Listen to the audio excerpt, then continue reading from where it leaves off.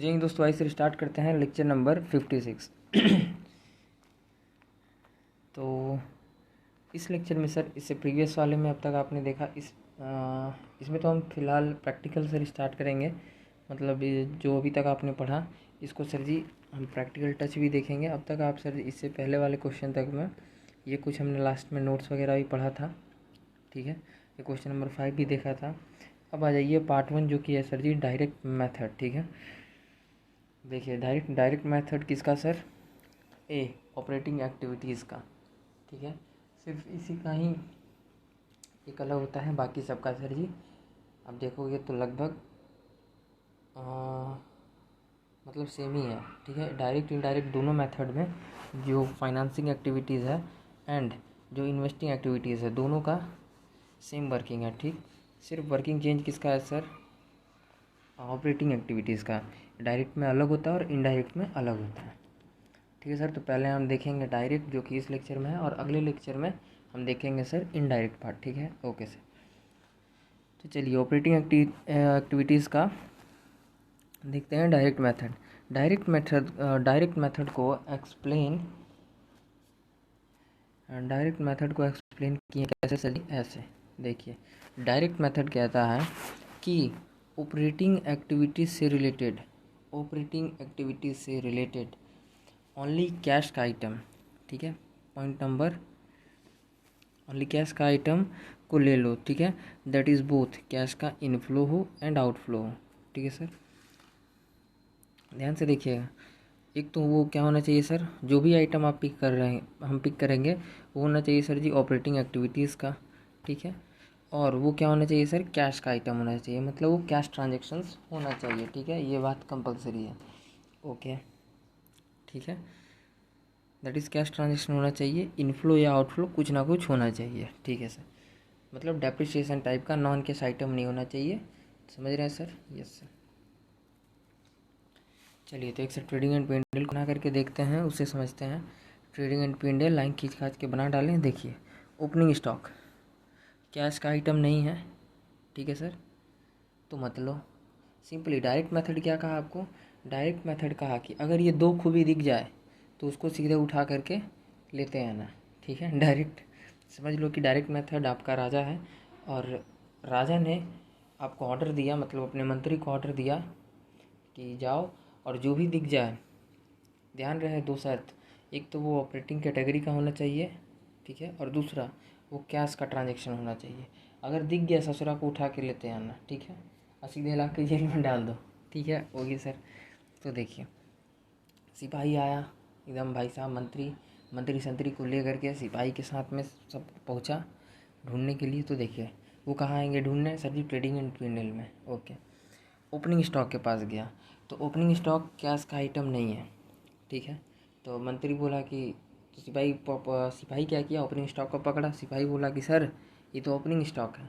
तो मंत्री बोला कि अरे यार ये तो कैश का आइटम नहीं है, मत लो, छोड़ दो इस ससुरा को, ठीक है। फिर सिपाही पकड़ा क्लोजिंग स्टॉक को, तो बोला कि अरे क्लोजिंग स्टॉक। तो फिर मंत्री बोला नहीं, ये भी कैश का आइटम नहीं है, मत लो, इसको भी छोड़ दो, इसको भी छोड़ दिया, ठीक है।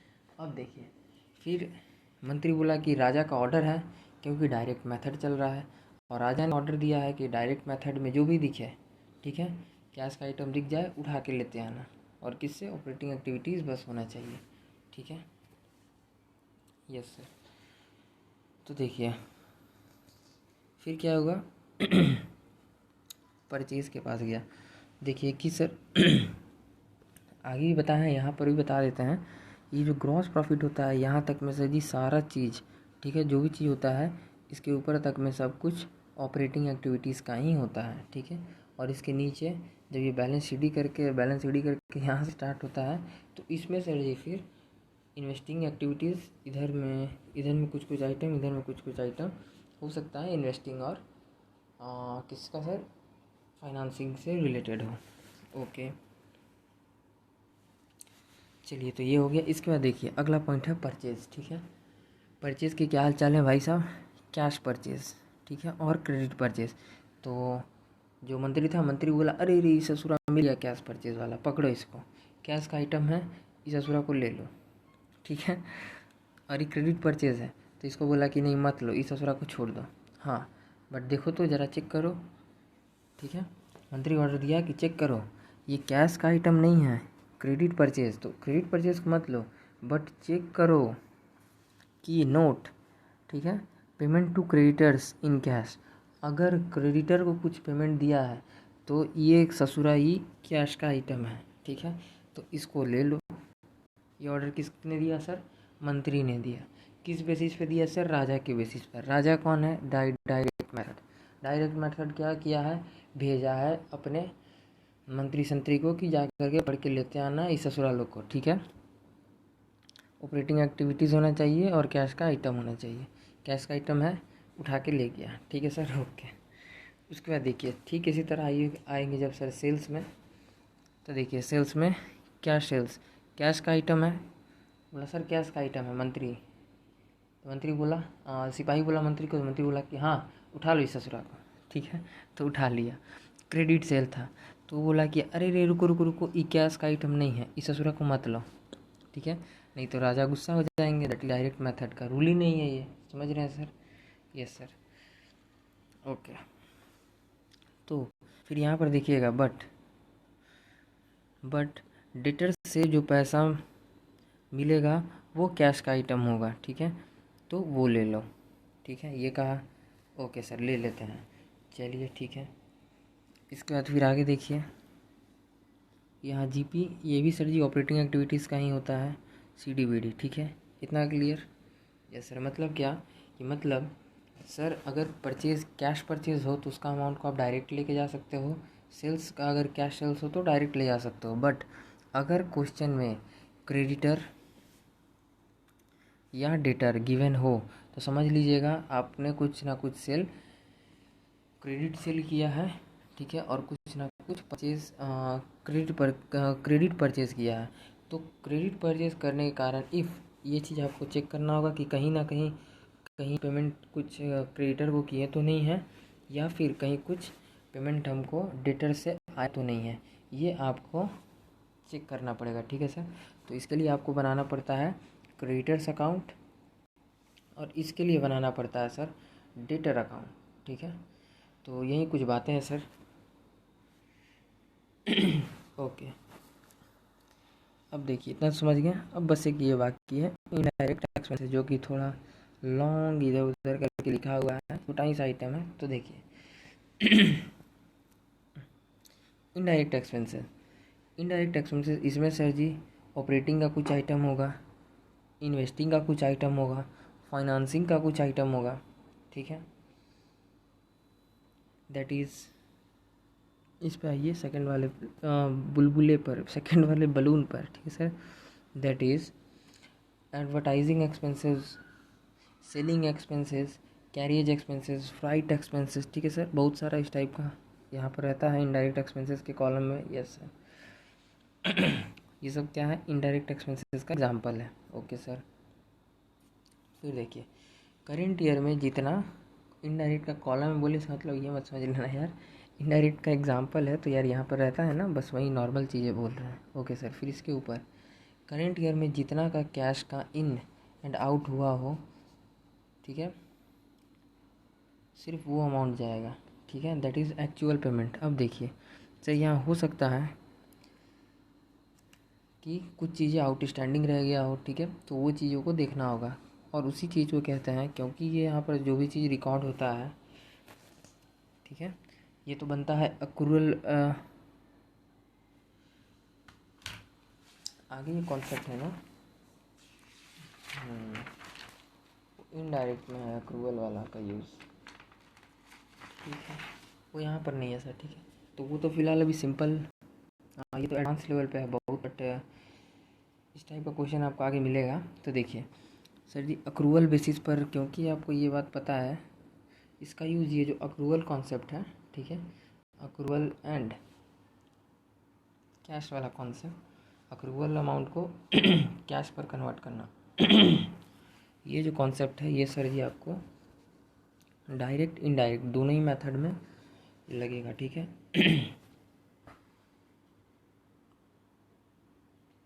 एक मिनट जरा पानी पी लिए।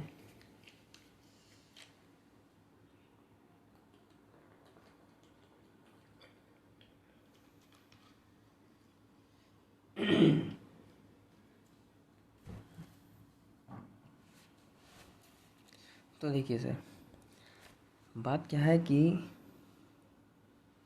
ट्रेडिंग एंड P&L अकाउंट जो है ये बनता है एक्रूअल बेसिस पर, ठीक है।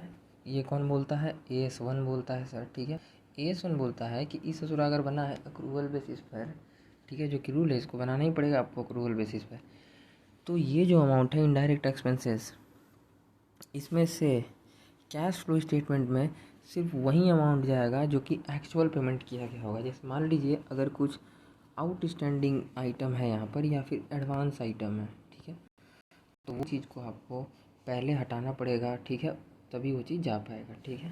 दैट इज़ एक्चुअल अमाउंट जानना है कि एक्चुअल में, दैट इज़ एक्चुअल अमाउंट जानना है कि आपने एक्चुअल पेमेंट कितना किया, ठीक है सर। रीज़न क्या है?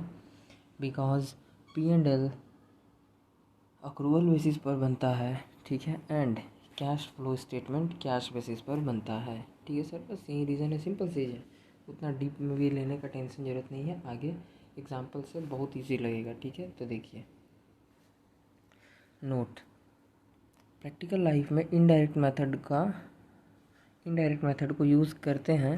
ज़्यादातर इनडायरेक्ट मेथड ही यूज़ होता है, बिकॉज डायरेक्ट मेथड में आइटम्स को आइडेंटिफाई कर पाना, ठीक है, थोड़ा टफ रहता है क्योंकि बहुत लार्ज अमाउंट पर ये सब कुछ रहता है, ठीक है सर। तो इसीलिए आइडेंटिफाई करना पड़ता है। बट एग्ज़ाम में डायरेक्ट मेथड का क्वेश्चन में आइटम्स को आइडेंटिफाई करके देता है, सो डोंट वरी, ठीक है। और एग्ज़ाम में इसीलिए ये डायरेक्ट मेथड आपको इजी लगेगा, ठीक है। बट प्रैक्टिकल लाइफ में ये हार्ड है क्योंकि इसको बस वही काम जो एग्ज़ाम में आपको करके दे दिया जाता है, दैट इज़ वो पहले से ही आइडेंटिफाई कर देता है, तो इस वजह से आपको इजी पड़ जाता है, ठीक है। बट प्रैक्टिकल लाइफ में आपको इजी कौन सा लगेगा सर? प्रैक्टिकल लाइफ में आपको इनडायरेक्ट मेथड इजी लगेगा, इसलिए इससे ज़्यादा इनडायरेक्ट मेथड ही यूज़ होता है और है भी, ठीक है। आप देखेंगे तो आपको समझ में आएगा भी कि यार दोनों ही मेथड अपने अपने जगह पर इजी है, ठीक है। तो देखिए सर, ये कुछ बुक से बातें थी, ठीक है, इस चीज़ को भी पढ़वा लेते हैं कहीं। देखिए, मेन मार्क्स इस चैप्टर में जो है कैश फ्लो स्टेटमेंट में सर जी मेन मार्क्स तीनों में से सबसे इम्पॉर्टेंट एक्टिविटीज़ कौन है? Operating activities. और ये सारे चीज़ आप पढ़े हैं, वही वाले सब चीज़ है सर। और इसी चीज़ को हमने वहाँ पर कॉपी से आपको समझाया था, एक बार हम बस रीड कर देते हैं। Cash flow from operating activities, main revenue generating, ठीक है, बिजनेस का मेन धंधा से रिलेटेड एक्सपेंसेस इसमें आता है, दैट इज़ ऑपरेटिंग एक्टिविटीज़ में आता है। Example, cash received from sale of goods and services, cash receive किए sale of goods and services,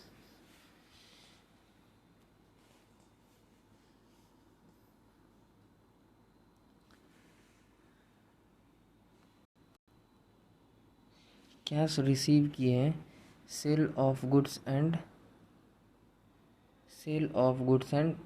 services से, ठीक है। मतलब क्या सर? सर्विस दिए, अपना गुड्स, मान लीजिए गुड्स था, गुड्स को बेचें या फिर सर्विस दिए, तो उससे हमको कैश रिसीव हुआ, दैट इज़ मान लो ऑपरेटिंग एक्टिविटीज़। मान लो कैसे सर? जैसे मान लीजिए गुड्स और सर्विसेज दोनों का एग्जांपल देते हैं। जैसे मान लीजिए मेरा शर्ट का फैक्ट्री था, तो शर्ट बिका, तो गुड्स बेच करके हम क्या हुआ सर? शर्ट बेच करके कैश रिसीव हुआ, that means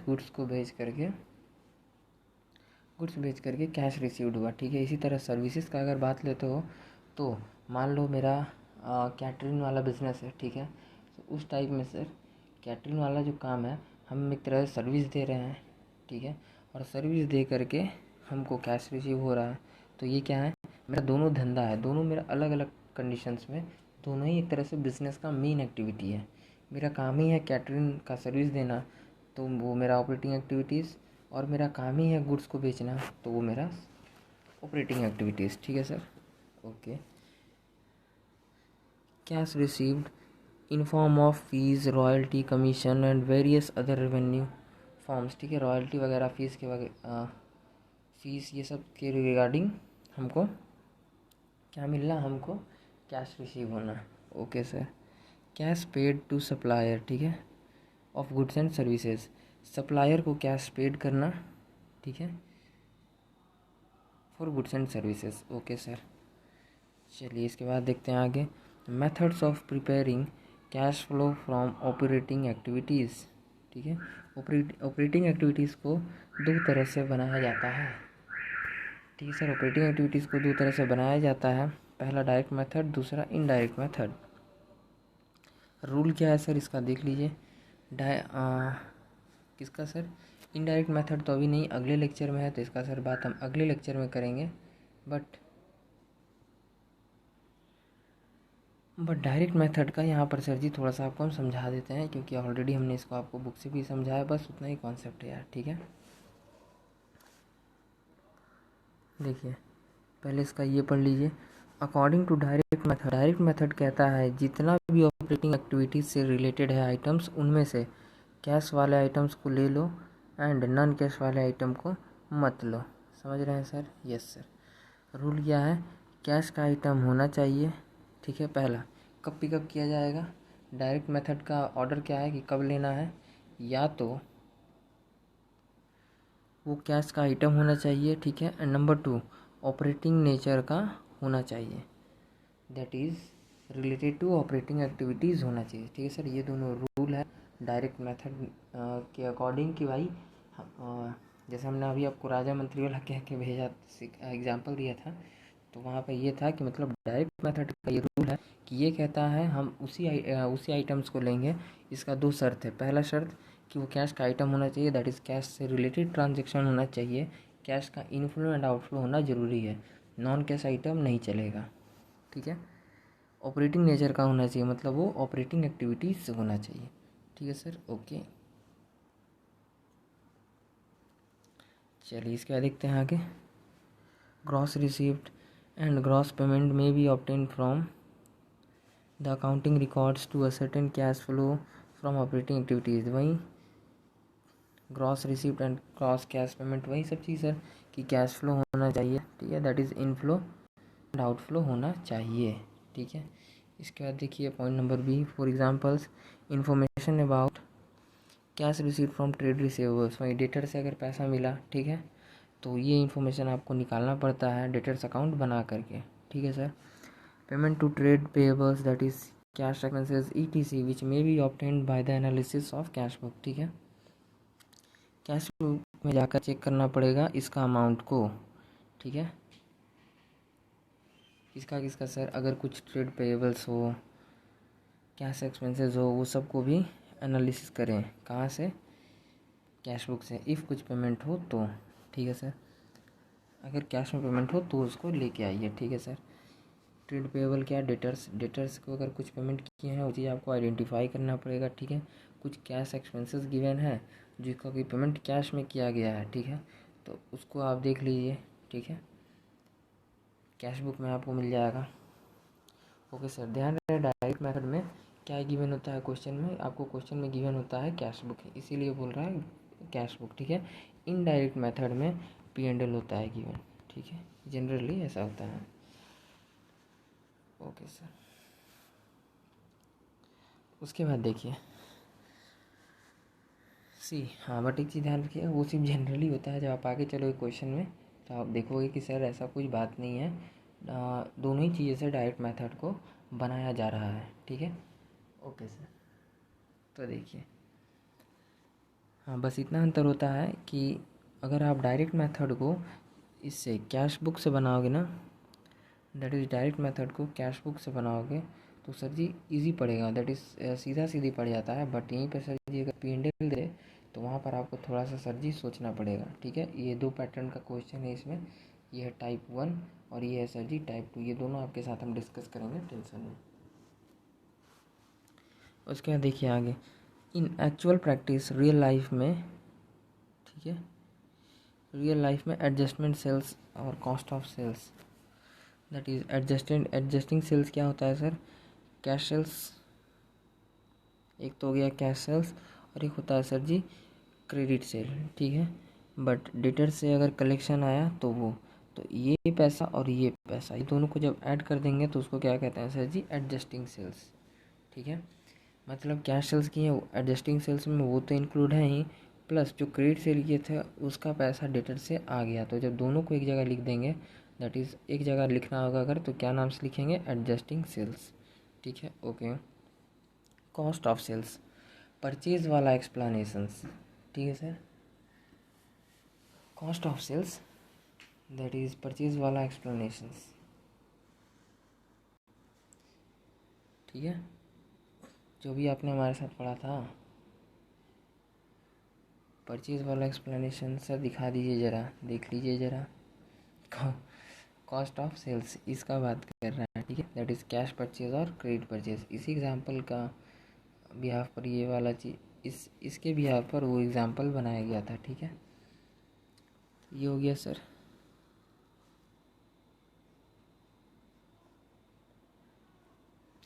and other items in the profit and loss account. और देखिए, अगर आप प्रॉफिट एंड लॉस अकाउंट से बनाएंगे तो क्या क्या होगा, चेंजेस, कुछ चेंज हो इन्वेंट्रीज में, ठीक है, इफ़ कुछ चेंजेस हो इन्वेंट्रीज में या ऑपरेटिंग से रिलेटेड, ठीक है, दैट इज़ रिसीवेबल्स या पेएबल्स में, तो वो चीज़ें सर जी कहाँ आएगा, डायरेक्ट मेथड ऑपरेटिंग एक्टिविटीज़ में, okay. Point number 2, other non cash items को ले लें, अदर नॉन कैश आइटम्स को ले लें, जैसे डेप्रिसिएशन, नॉन कैश आइटम, ध्यान रखिएगा, नॉन कैश आइटम, जैसे कि depreciation on fixed assets, goodwill, depreciation नहीं जाता, गुडविल का बैलेंस को राइट ऑफ करना, गुडविल को राइट ऑफ करना नहीं जाता, ठीक है, यस सर। उसका देखिए, प्रिलिमिनरी एक्सपेंसेस राइट ऑफ, ठीक है, प्रिलिमिनरी एक्सपेंसेस सर, जैसे एडवांस में कुछ एक्सपेंसेस वगैरह बुक कर देना, उसको नहीं भेजेंगे, ठीक है, अगर उसको आप राइट ऑफ कर रहे हो वो चीज़ नहीं जाता है। लॉस और gain on sale of fixed assets ETC, ये सब चीज़ें डायरेक्ट मेथड में नहीं जाता है, ठीक है, किस में से जी, डायरेक्ट मेथड में, ध्यान रखिएगा, ओके सर। एंड उसके बाद देखिए, other items for which that is cash से रिलेटेड हो बट इन्वेस्टिंग, और देखिए अदर आइटम्स क्या क्या, other items that is, and वो आइटम्स जो रिलेटेड हो, जो रिलेटेड हो कैश से,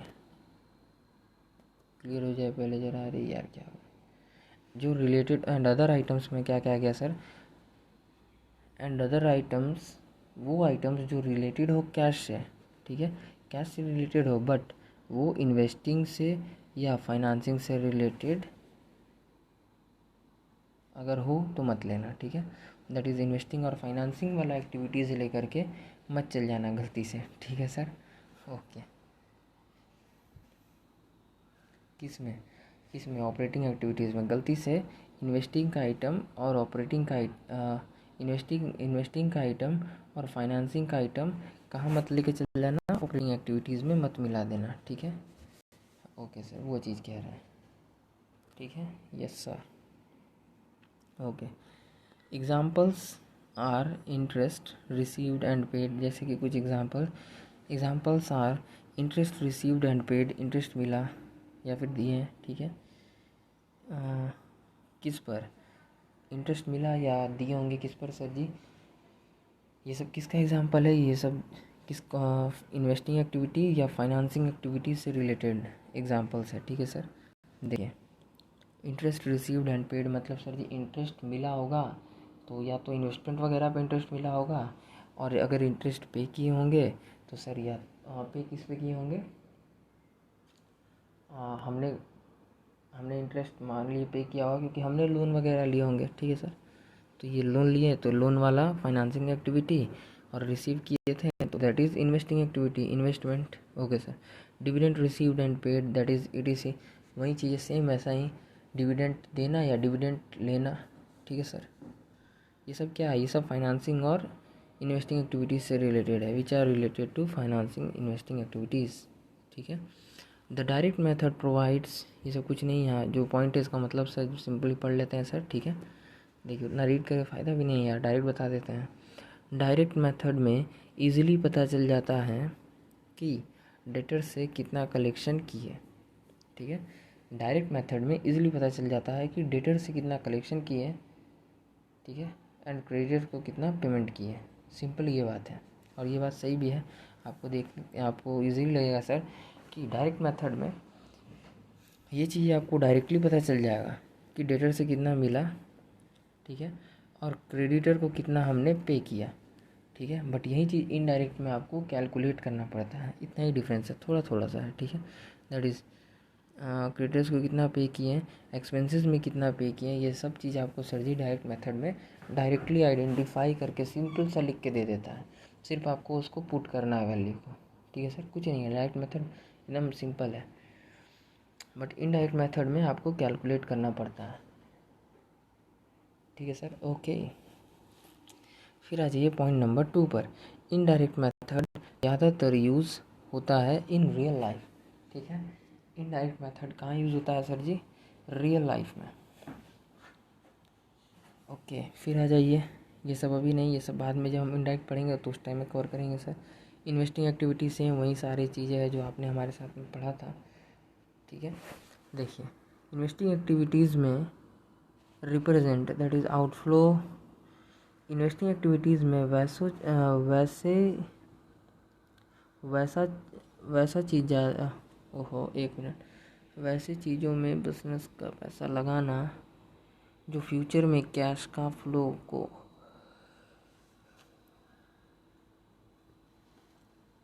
पूरा लाइन पढ़ना पड़ेगा। देखिए, cash flow from investing activities that is investing activities में रिप्रेजेंट करता है outflow are made for the resources intended for generating cash flow for future income. मतलब सर, मतलब वैसे चीज़ों में बिजनेस का पैसा लगाना दैट इज़ फिक्स्ड एसेट्स खरीदना, इंटेंजिबल एसेट्स खरीदना, या फिर इन्वेस्टमेंट में पैसा लगाना, ये सब क्या है? इन्वेस्टिंग एक्टिविटीज़ है, ठीक है सर। तो वैसे चीज़ों में पैसा लगाना जो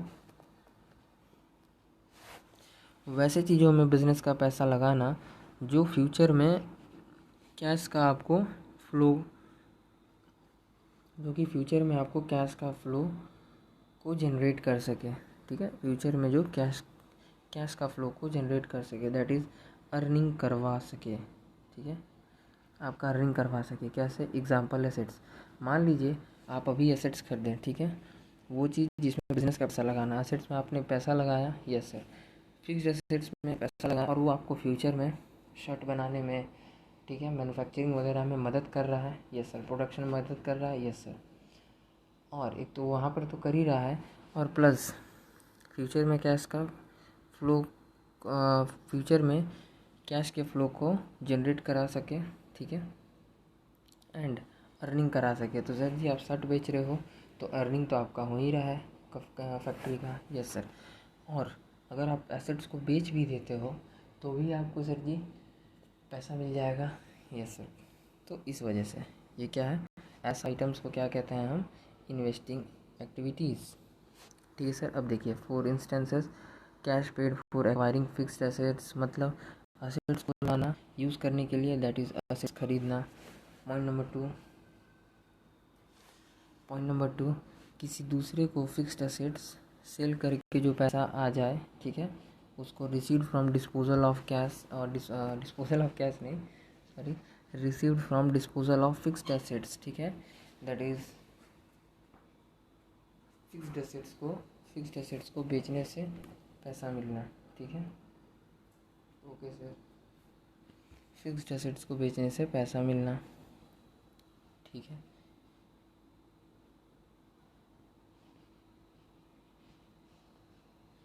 किसी दूसरे को फिक्स्ड एसेट सेल करने से जो पैसा मिलना, वही चीज़, किसी को बेचेंगे तभी तो पैसा आएगा, यस सर। उसके बाद देखिए point number third, cash paid for acquiring shares, warrants और डेब्ट instruments and other companies and interest in joint ventures, ठीक है। अब देखिए इसका मतलब क्या बोल रहा है सर? एंड किसी दूसरे कंपनी का शेयर्स खरीदना, ठीक है, दूसरे कंपनी का शेयर्स खरीदना, दूसरे कंपनी को पैसा देना डिवेंचर के रूप में, दैट इज़, ये बात कर रहा है किसका सर जी? इन्वेस्टमेंट के बारे में, ठीक है। या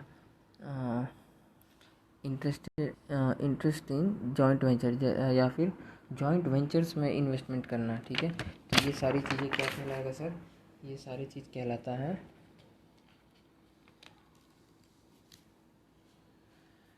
तो ये सारा चीज़ कहलाता है सर इन्वेस्टिंग एक्टिविटीज़, ठीक है।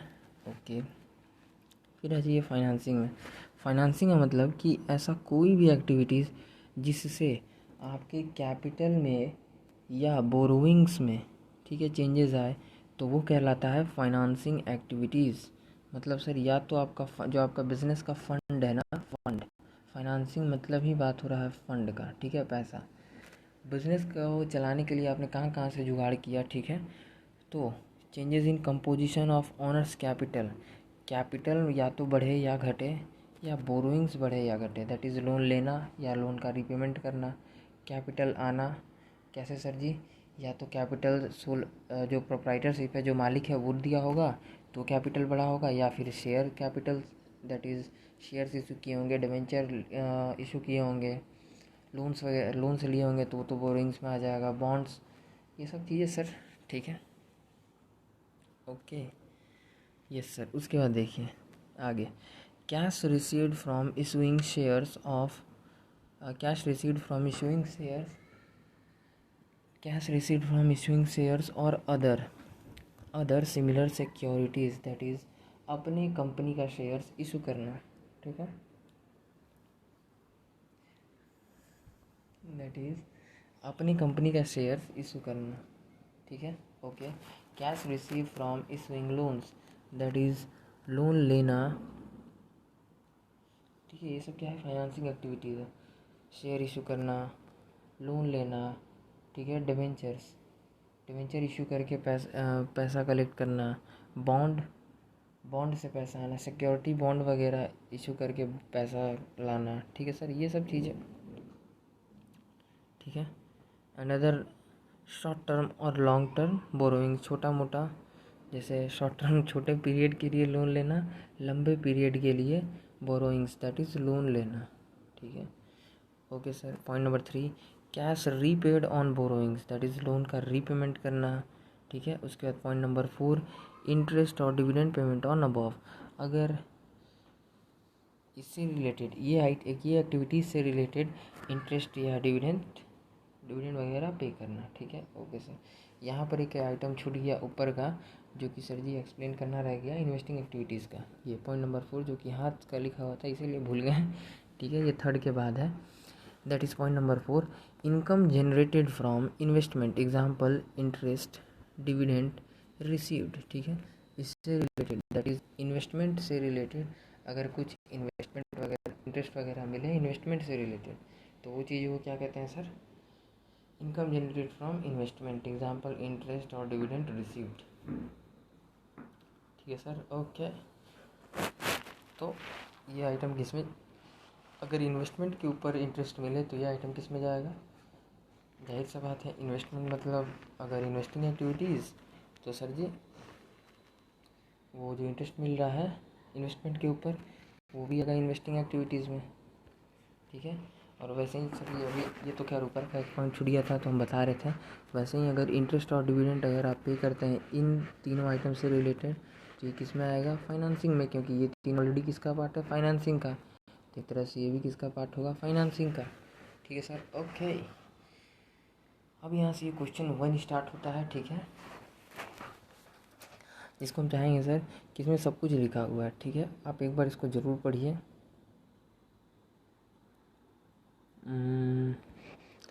हम करवा ही देते हैं, ठीक है सर, तो चलिए इसमें करवा ही देते हैं।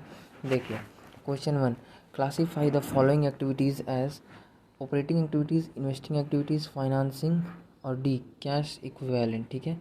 मीन्स जो कोई एक्टिविटीज़ नहीं है बट कैश का पार्ट है, ठीक है। ओके सर, तो देखिए ये तो सर जी खैर कैश इक्विवेलेंट जब आप पढ़ेंगे 57 में तो आपको ये पॉइंट समझ में आएगा, that is point number D, ठीक है। और इससे रिलेटेड इसमें कुछ आंसर भी नहीं है, आंसर इससे सिर्फ एक ही चीज़ है, दैट इज़ ये रहा मार्केटेबल सिक्योरिटीज़, ठीक है। ये मार्केटेबल सिक्योरिटीज़ आपको याद रखना है कि ये कैश एंड कैश इक्विवेलेंट में आता है, ठीक है, मतलब means all 3 conditions are fulfil. इसके ऊपर आगे आप जो पढ़ोगे कैश एंड कैश इक्विवेलेंट वो सारा वो सारा चीज़ें यहाँ पर इसके ऊपर लागू होता है, ठीक है सर। तो ये चीज़ हम आपको ऑलरेडी वहाँ पर करवाएंगे, ठीक है, तो टेंशन नहीं। एक बार हम इसी पॉइंट को नोट भी कर लेते हैं। Just give me 1 minute difference to be the very very young man.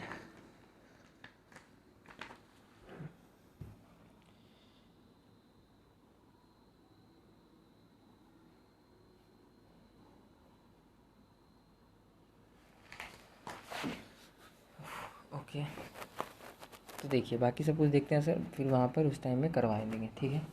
Okay sir, तो आइए। Purchase of machinery, that is machinery purchase की है, दैट इज़ इसमें इट मीन्स इन्वेस्टमेंट की है, तो sir ji investing activities. B, proceed from issuance of equity shares capital. हमको लगा कुछ मिस्टेक है नहीं, बट सही है। Proceeds from issuance of equity share capital, that is equity share issue किए तो पैसा आया, ठीक है, कैपिटल के रूप में। Yes sir.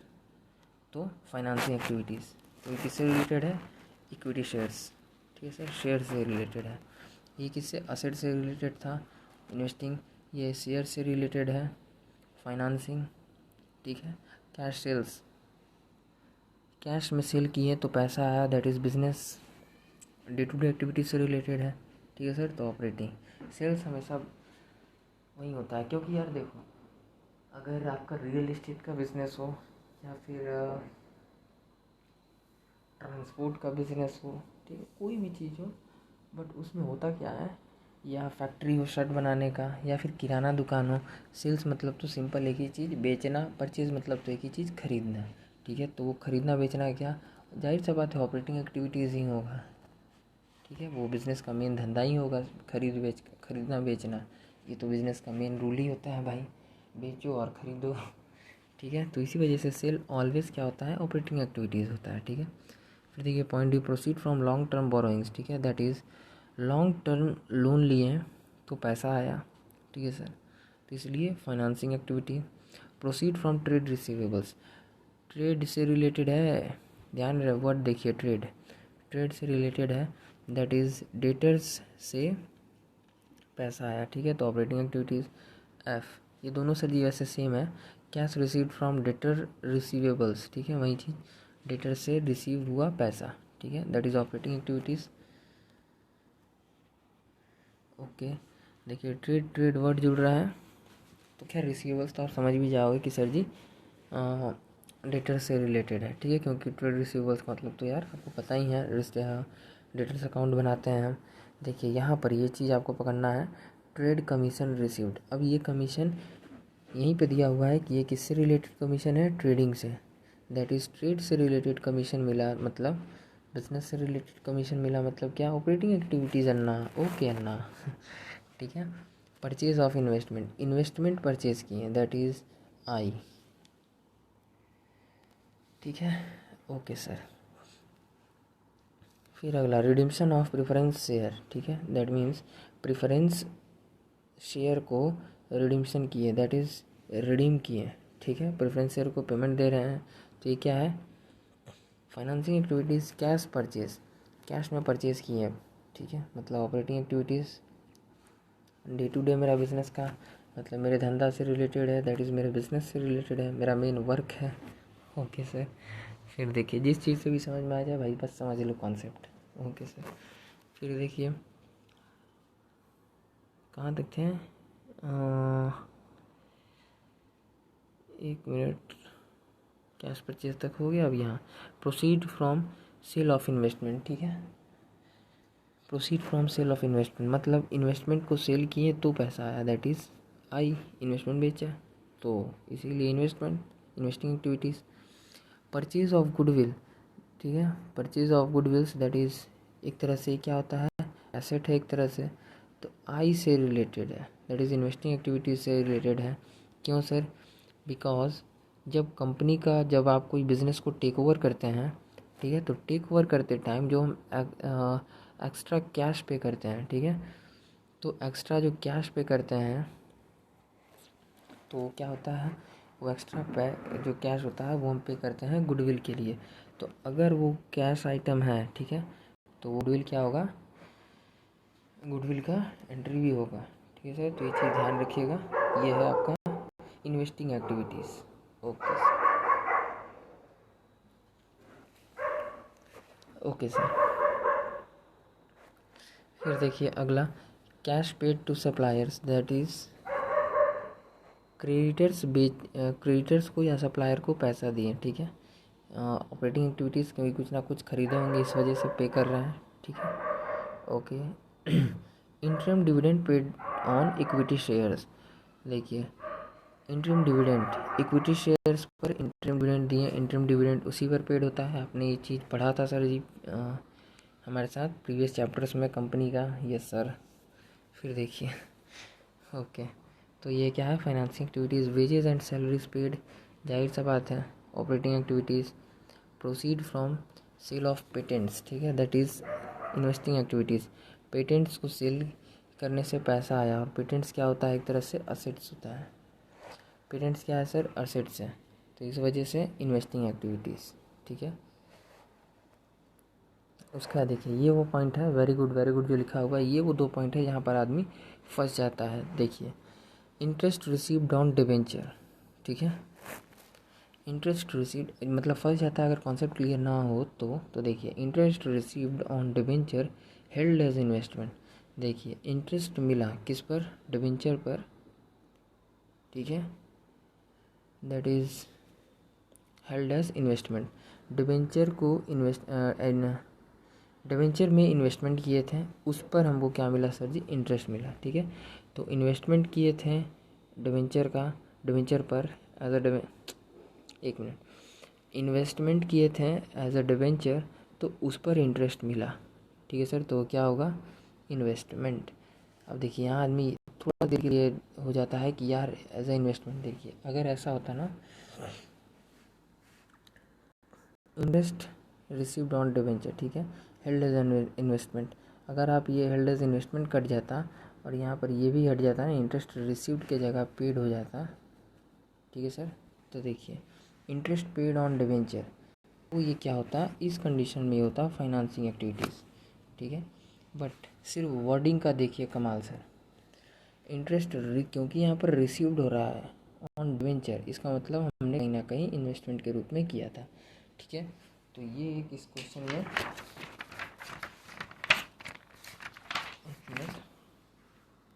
स्पेशल पॉइंट है ये चीज़ सर जी, इन्वेस्टिंग एक्टिविटीज़ का, ठीक है। सिर्फ यही पॉइंट स्पेशल है जो कि हमने आपको वहाँ भी उस टाइम में भी डिस्कस किया था, ठीक है।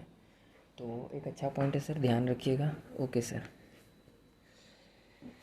तो चलिए इसके बाद देखते हैं आगे, interest paid on long term borrowings, ठीक है, that is long term loan पर इंटरेस्ट पे किए, ठीक है, that is long term loan पर अगर इंटरेस्ट पे किए तो सर जी क्या है, बोरोइंग्स था। फाइनेंसिंग एक्टिविटी, तो इंटरेस्ट भी क्या होगा, फाइनेंसिंग एक्टिविटीज़।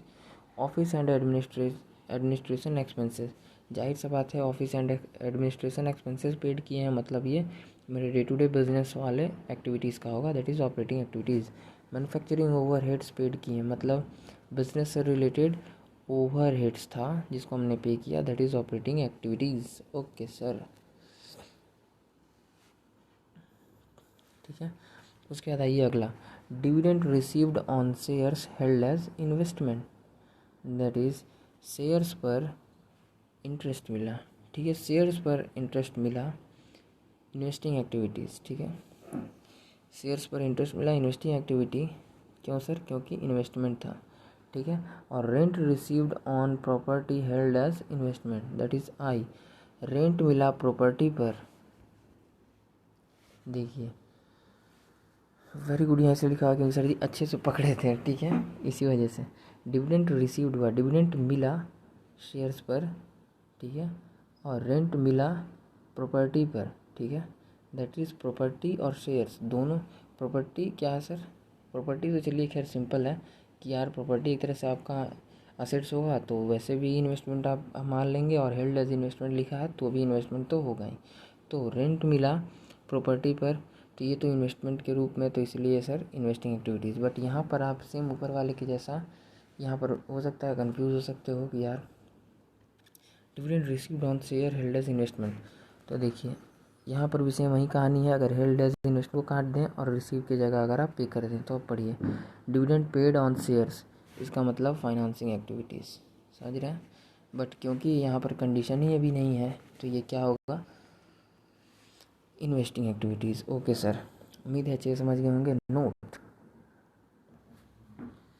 इफ़ मेरा ये बिज़नेस होता तो ऑपरेटिंग एक्टिविटीज़ होता। मान लीजिए सर अगर, हाँ ये चीज़ अच्छा पॉइंट नोट है कि अगर बिल्डिंग बनाना और रेंट पर देना यही मेरा सर जी बिज़नेस ही है, ठीक है, तो ये मेरा क्या होता, ये मेरा इन्वेस्टमेंट नहीं होता इस कंडीशन में, ये मेरा होता ऑपरेटिंग एक्टिविटीज़, ठीक है सर। ओके, क्योंकि मेरा मेन धंधा था फिर उस केस में, मतलब मेरा मेन बिज़नेस का मेरा मेन सोर्स यही है, ठीक है। ओके सर, नोट, यहाँ पर नोट है सर जी कि ये कैश आइटम है, ध्यान रखना, एंड जाएगा। ओके, वो तो हमने बताया ही सर, और बाकी सब ठीक है। चलिए और कुछ छूटा नहीं, चलिए तो आगे देखते हैं। Selling and distribution expenses paid, that is business से रिलेटेड एक्सपेंसेस पे किए हैं, दैट इज़ ऑपरेटिंग, ठीक है।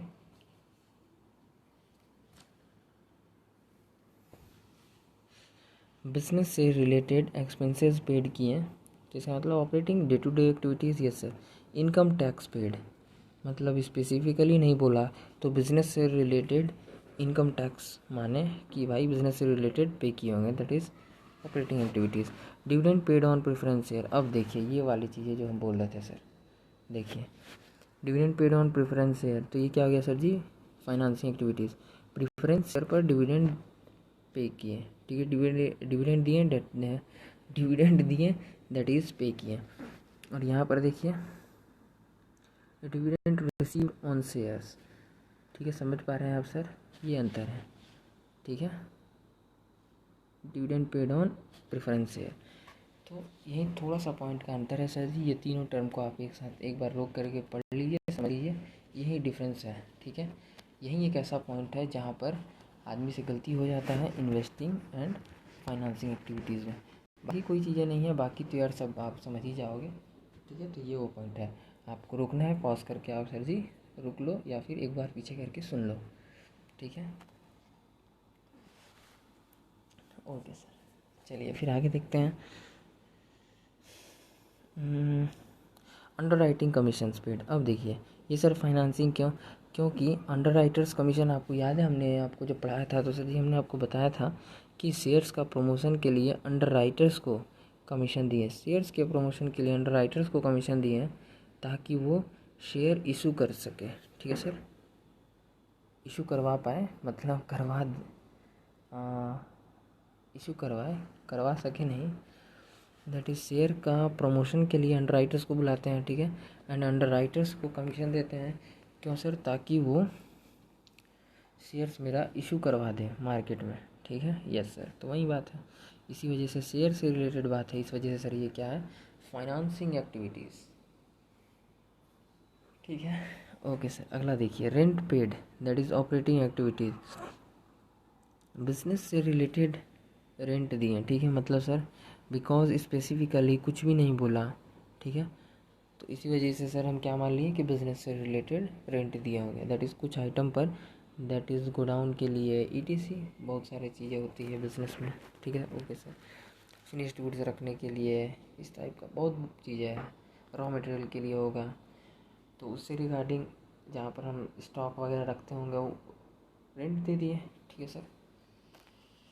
ओके,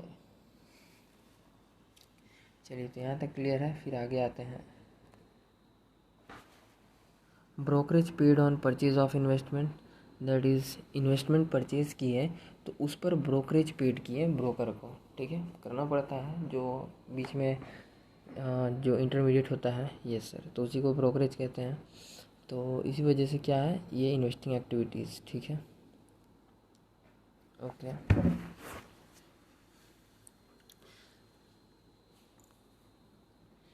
अब देखिए यहाँ पर सर जी कुछ आइटम्स हैं, ठीक है, एक तो ये सिर्फ मार्केटेबल सिक्योरिटीज़, बाकी सब कुछ समझ में आ जाएगा। देखिए बैंक ओवरड्राफ्ट, बैंक ओवरड्राफ्ट क्या होता है सर, ये इन्वेस्टिंग एक्टिविटीज़ है एक तरह से, और कैश क्रेडिट ये भी इन्वेस्टिंग एक्टिविटीज़ है सर जी एक तरह से, ठीक है। ये दोनों के दोनों एक तरह से लोन होता है।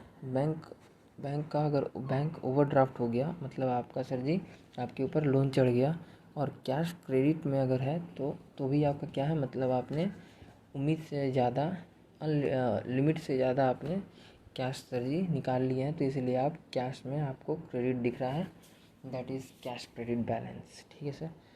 तो ये दोनों क्या है, लोन है एक तरह से, इस वजह सर जी ये दोनों क्या है, इन्वेस्टिंग एक्टिविटीज़, ठीक है। तो एक ये 2 पॉइंट और एक सर जी ये मार्केटेबल सिक्योरिटीज़, ठीक है। ये 3 पॉइंट को आपको जब आप रिवीजन करेंगे तो ये 3 पॉइंट को अपने माइंड में रखना ज़रूरी है ड्यूरिंग स्पेशली फॉर एग्जामिनेशंस कि अगर ऐसा पॉइंट पूछे तो उसका ट्रीटमेंट आपको कहाँ करना है ये आपको पता होना चाहिए, ठीक है सर। ओके, तो चलिए इतना चीज़ें पता चल गया। इसके बाद देखिए सर आगे शॉर्ट टर्म डिपॉजिट, ठीक है। देखिए फ़िलहाल मार्केटेबल अच्छा ये दोनों को भी छोड़ देते हैं, पहले नीचे क्लियर कर देते हैं। Refund of income tax receive, मतलब सर मतलब ये कि ये बिज़नेस से रिलेटेड टैक्स पेड किए थे पहले, तो उस पर रिटर्न मिला, उस पर कुछ रिटर्न मिला, तो वो क्या होगा सर, वो भी ऑपरेटिंग एक्टिविटीज़, ठीक है। अब देखिए कैश एंड कैश इक्विवेलेंट से मतलब ये समझ लीजिए कि सर जी वैसा कोई इन्वेस्टमेंट जो कि 3 मंथ से कम का हो, ठीक है, 3 मंथ से कम का हो एंड एकदम लिक्विड फॉर्म में हो। ये फिलहाल इतना समझ लीजिए, आगे एक्सप्लेन किए हुए हैं, इतना से यहाँ पे पॉइंट समझ जाओगे, ठीक है। एंड लिक्विड फॉर्म में हो, दैट इज़ एकदम लिक्विड, मतलब ऑन वन क्लिक, सिर्फ एक क्लिक पर वो जो आप इन्वेस्टमेंट किए हो, ठीक है, तो वो जो इन्वेस्टमेंट आपका है वो आपका अकाउंट में ट्रांसफ़र होके आ जाएगा, दैट इज़ अकाउंट में ट्रांसफ़र होके आ जाएगा आपके बैलेंस में सिर्फ एक क्लिक पर, ठीक है। तो मतलब बहुत ही लिक्विड, सेम ऐसा ही जैसा कि हम बैंक में अपने बैंक अकाउंट में पैसा रखते हैं, सेम वैसा ही, ठीक है सर। बट सिर्फ इतना ही अंतर होता है कैश एंड कैश इक्विवेलेंट वाला, हाँ, वो जो इस टाइप्स की जो भी इन्वेस्टमेंट होता है लिक्विड फॉर्म वाला, तो लिक्विड फॉर्म वाला जो भी इन्वेस्टमेंट होता है इसमें सर जी बस एक ही पॉइंट है कि ये जो है ना, ये क्या होता है सर कि आपको बैंक से थोड़ा सा ज़्यादा इंटरेस्ट आपको मिलता है, ठीक है, और कैश वैश का भी कोई रिस्क नहीं होता है। इससे रिगार्डिंग आगे हम आपको अच्छे से पॉइंट बताएंगे। तो देखिए अब इसी से आप ये चीज़ समझ लेंगे कि मार्केटेबल सिक्योरिटीज़, ठीक है, ये कैश एंड कैश इक्विवेलेंट का आइटम्स हैं, मीन्स यहाँ पर ऑल तीनों कंडीशंस फुलफिल है, ये वाला कि मतलब 3 महीने में ये पूरा हो जाता है, ठीक है, और रिस्क कुछ नहीं है इसमें, ठीक है, और हम जब चाहें तो हम इजीली इसको कन्वर्ट करा सकते हैं। ये तीनों कंडीशन इसके ऊपर फुलफिल है, ठीक है। अब देखिए यहाँ पर अगर सर जी जैसे शॉर्ट टर्म डिपॉजिट यहाँ दे दिया, ठीक है, तो यहाँ पर भी सर जी दो आंसर है। एक तो इफ़ अप टू 3 मंथ्स के लिए हो तो कैश एंड कैश इक्विवेलेंट हो जाता। अगर सर जी देखिए अगर ये ऐसा होता कि इफ़, बट यहाँ है नहीं, ठीक है, तो यहाँ है नहीं। अगर यहाँ पे ये लिख देता ना कि short term deposit for 3 months, ठीक है, या अप टू 3 मंथ, अगर डायरेक्टली ऐसा लिख देता तो सर जी फिर क्योंकि उस बस 3 मंथ के लिए ही है, तो ऐसे कंडीशन में हम उसको क्या मानते हैं sir, cash and cash equivalent, ठीक है, कैश एंड कैश इक्विवेलेंट ये मान लेते हैं, ठीक है। ओके सर, बट क्योंकि ऐसा कुछ है नहीं तो हम उसको वो चीज़ मानेंगे नहीं, ठीक है। तो यहाँ पर देखिए, यहाँ पर जब सिंपली लिख दिया शॉर्ट टर्म डिपॉजिट मतलब सर इन्वेस्टमेंट, मतलब शॉर्ट टर्म के लिए डिपॉजिट किए तो एक तरह से इन्वेस्टमेंट हुआ, ठीक है, that is more than 3 months. तो इसका मतलब ये जो शॉर्ट टर्म डिपॉजिट लिखा हुआ है, अगर ये होता कैश एंड कैश इक्विवेलेंट तो यहाँ लिखा होता कि अप टू 3 मंथ, ठीक है, बट ऐसा नहीं लिखा। अगर लिखता तो हम आंसर देते हैं कैश एंड कैश इक्विवेलेंट। ये तो सर जी समझ गए कैश एंड कैश इक्विवेलेंट वाला पॉइंट, ये सर। बट वहीं पर यहाँ पर कुछ नहीं दिया तो सिंपली इसको क्या लिख देंगे, शॉर्ट टर्म के लिए डिपॉजिट किए, ठीक है, सिंपली, तो एक तरह से इन्वेस्टमेंट है, that is more than 3 months के लिए होगा, ठीक है sir. Note this is your mistake, ये उस टाइम हो गया था जल्दबाजी में, ठीक है सर, बाकी सब कुछ सही था, ठीक है, बाकी किसी में कोई प्रॉब्लम नहीं था, ये मिस्टेक था, दैट इज़ डबल ई, ठीक है। बाकी सारा पॉइंट आपको क्लियर हो गया होगा, ठीक है सर। तो यहाँ से हम क्वेश्चन स्टार्ट करेंगे फुल फ्लेज फाइनली। तो इसको सर जी हम अगले पार्ट में डाल देते हैं। तब तक के लिए जय हिंद, जय भारत।